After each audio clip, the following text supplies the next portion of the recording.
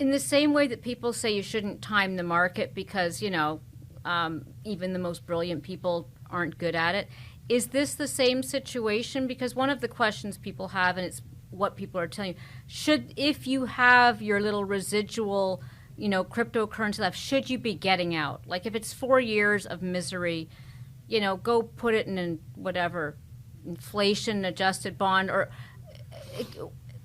without giving advice, what are people saying, and what's sort of the general chatter around that? So I do want to start by saying that a lot of my readers love this about me. A lot of my readers hate this about me. But I committed to my readers in 2014 that I would not invest in crypto. Yeah, which gives you a clarity of thought. I like to think it does. Clarity of thought. I like to think it does, but I don't have skin in the game in that sense.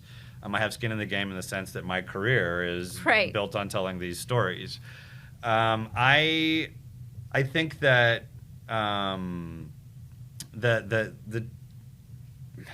don't want to give advice. What are people? What's the chatter? People are getting their stuff off exchanges and they're not selling it. So you get it off an exchange and you don't sell. So let's say you've got something on Coinbase. That seems like a level of sophistication that would almost preclude the retail investor. I like being able to call up my bank if I forget my password and get a password reset. A lot of people like that, and they're happy to continue working with the Coinbases and Krakens and Binances of the world because you get customer support.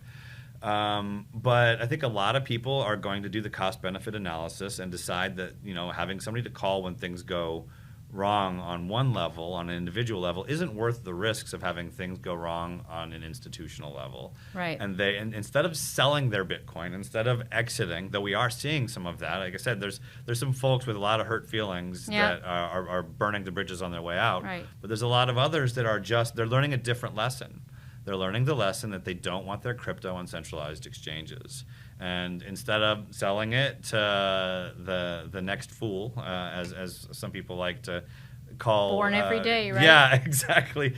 They're keeping it for themselves. They're moving it into a decentralized exchange where they own their own private keys, or they're moving it onto a hardware device where they own their own private keys. Interesting. Yeah. And anything else on your radar that you're looking at in this space? I'm really interested in the products that some of the world's largest banks are building using public blockchains. In the early days of so-called enterprise adoption, they were thinking massive replatforming, like an entire company's financial infrastructure moving to a decentralized system, and that's what happened, I think, with ASX, the Australian exchange. Right. It's almost like private cloud, public cloud. What's the economics? Yeah, right? It's similar. They were just doing such a giant project, could not get enough buy-in from all the different counterparties that it takes to do a decentralized infrastructure like that, and it ended up withering on the vine. But these new DeFi projects, decentralized finance projects being built by publicly traded companies and banks that our parents know and trust on a product-by-product basis, where instead of redoing the entire infrastructure, they're saying, okay, we have a $4 billion healthcare fund. Let's tokenize $100 million of that and sell it in a way that we can have the average investor being worth only $5 million instead of $100 million. And so we're able to achieve some of that democratization of finance that the early enterprise blockchain projects promised, but on a fund-by-fund basis, instead of trying to rewire the way a bank does funds. Right. And so I think that's what's really interesting. Okay, good. Well, more to watch. Thanks, Michael. My pleasure. Thank you for having me.